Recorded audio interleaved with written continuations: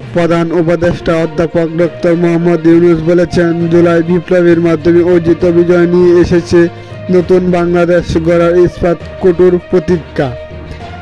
তাই মহান আত্মত্যাগের মাধ্যমে অর্জিত অভ্যুত্থান এবারের বইমেলায় নতুন তাৎপর্য নিয়ে এসেছে।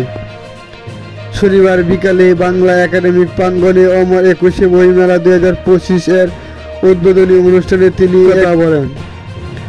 ডক্টর ইউনূস বলেন, গত বছরের 5ই আগস্ট ছাত্র জনতার ঐতিহাসিক অভ্যুত্থানের মধ্য দিয়ে জাতির ঘাড়ে দীর্ঘ 16 বছর ধরে চেপে থাকা স্বৈরাচার সরকারের পতন ঘটেছে।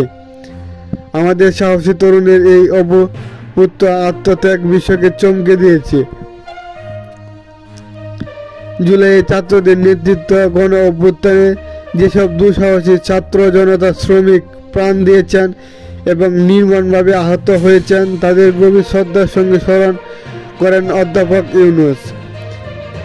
এবারের অমর একুশে বইমেলার মূল প্রতিপাদ্য জুলাই গণ অভ্যুত্থান এবং তার মাধ্যমে নতুন বাংলাদেশ গড়ে তোলার।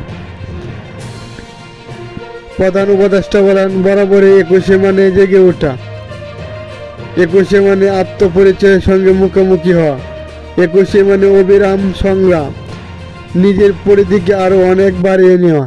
এবারের একুশের পরিপ্রেক্ষিত আমাদের নতুন দিগন্তে প্রতিস্থাপন করেছে।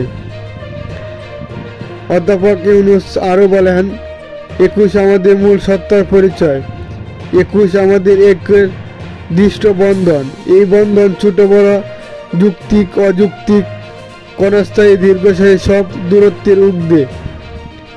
এই জন্য সব ধরনের জাতির উৎসবের সংকটে দুর্যোগে আমরা শহীদ মিনারে ছুটে যাই, যেখানে আমরা স্বস্তি পাই, শান্তি পাই, সমাধান পাই, সাময়িকভাবে অদৃশ্য ঐক্যকে আবার খুঁজে পাই।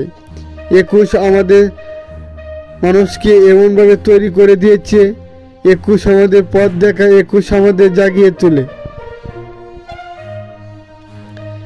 মাত্র 6 মাস আগে জুলাই গণ অভ্যুত্থান জাতিকে এক ঐতিহাসিক গভীরতায় একীভূত করে দিয়েছে উল্লেখ করেছে ডক্টর ইউনূস বলেন, যার কারণে আমরা অর্থনৈতিক, রাজনৈতিক, প্রাতিষ্ঠানিক